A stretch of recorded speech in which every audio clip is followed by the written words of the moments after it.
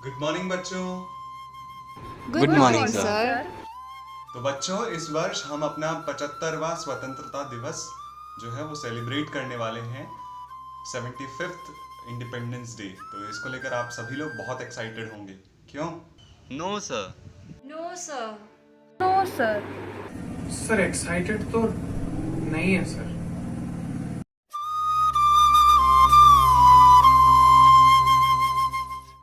Sorry sir, पर कई बार तो मन में ऐसे प्रश्न आते हैं कि ये स्वतंत्रता दिवस, गणतंत्र दिवस हम मनाते ही क्यों सर? लगता है ये सब सिर्फ उन लोगों के लिए है जिनको वो अधिकार मिल रहे हैं सर, जो अच्छी जिंदगी जी पा रहे हैं सर। तो सर हम चाहते हैं कि आप हमारे इंडिपेंडेंस डे को लेके जो डाउट्स हैं वो क्लियर करें। यस सर, पहले डाउट क्लियर कर दीजिए। ओके, ठीक है स्टूडेंट्स। तो सबसे पहले आज हम आप जितने भी डाउट्स हैं आपके वो पूछ लीजिए और उसके बाद ही फिर मैं आंसर करूंगा। फिर क्लास स्टार्ट करते हैं। देखिए ना, हमारी कंट्री में कितनी डाइवर्सिटी है, धर्म अलग है, जात अलग है। आपने जो हमें पढ़ाया है एकता के बारे में, वो तो कोई नजर ही नहीं आ रहा। यहाँ तो एक जैसा कुछ है ही नहीं। बहुत ही अच्छा क्वेश्चन किया आपने। इसको हम इस तरीके से समझते हैं, हमारा देश एक गार्डन है जिसमें रंग बिरंगे फूल खिले हुए हैं। ये रंग बिरंगे फूल इस गार्डन की खूबसूरती को और बढ़ा रहे हैं। अगर मैं कहूँ कि आज के बाद केवल एक रंग के ही फूल होंगे इस गार्डन में, तो इसकी खूबसूरती जो है वो कम हो जाएगी। अलग होना बुरा नहीं है। या इस तरीके से भी समझ सकते हैं कि मैं आपको कहूं कि आज के बाद सिर्फ आप एक ही स्पोर्ट, कोई एक ही गेम खेलेंगे, कोई एक ही खेल खेलेंगे सभी लोग, तो आपको अच्छा नहीं लगेगा। इसी तरीके से मैं अगर आपको कहूं कि आज के बाद आपको सिर्फ एक तरह का ही खाना खाना है, आप किसी दूसरी तरह का खाना नहीं खा सकते, तो अलग होना बुरा नहीं है। हम अनेकता में एकता पर विश्वास करते हैं। हमारे देश में क्षेत्र के आधार पर, धर्म के आधार पर, संस्कृति के आधार पर, बहुत सारी खान पान के आधार पर बहुत सारी विभिन्नताएं हैं, विविधताएं हैं, लेकिन हम एक हैं, एक राष्ट्र है, एक देश है। सर, जब कुरान और पुराण का सार एक ही है, तो धर्म और मजहब को लेकर इतना शोर शराबा और खून खराबा किस लिए? सदियों तक इस देश में बच्चों रही हुकूमत गैरों की, आज तलक हम सब के मुंह पर धूल है उनके पैरों की। हितेन, सदियों तक हम पर अंग्रेजों ने शासन किया, फूट डालो और राज करो की नीति अपनाई। हम सब के लिए बहुत दुर्भाग्यपूर्ण है कि हम सब उनकी चाल में आ गए।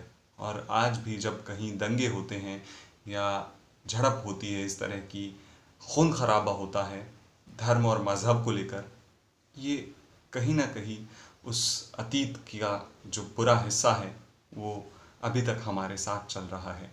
समय के साथ ये ख़त्म होगा। एक समय आएगा कि हम इस पर भी पूरे तरीके से काबू पा लेंगे। कोई ब्राह्मण है, कोई दलित है, किसी को समाज बहुत ज्यादा इज्जत दे रहा है, वो इज्जतदार इंसान है, किसी को समाज जरा इज्जत नहीं दे रहा है। सर हम ज्यादा दूर जा ही क्यों रहे सर?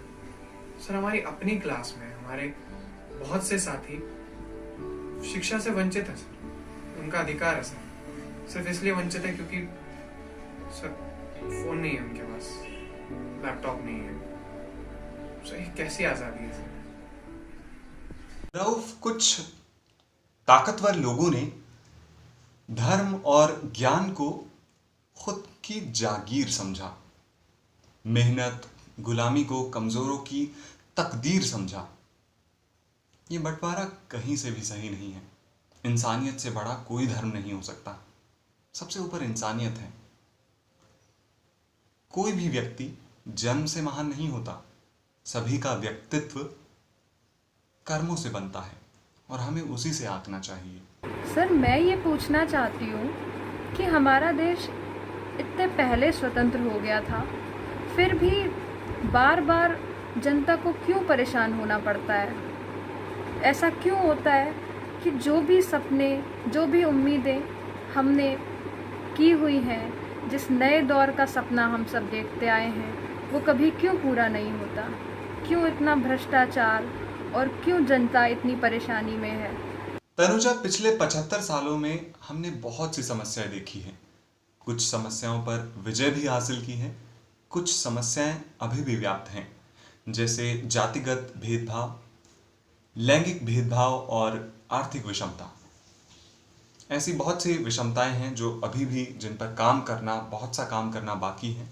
ये समस्याएं हमारे समाज में अभी भी व्याप्त हैं और इन समस्याओं से लड़ने के लिए हम सभी को अपने स्तर का योगदान देना ज़रूरी है।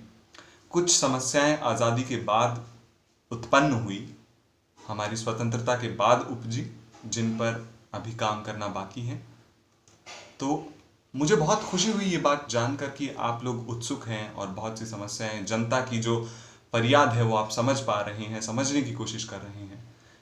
तो इन समस्याओं से लड़ने के लिए अपने अपने स्तर का योगदान देना पड़ेगा।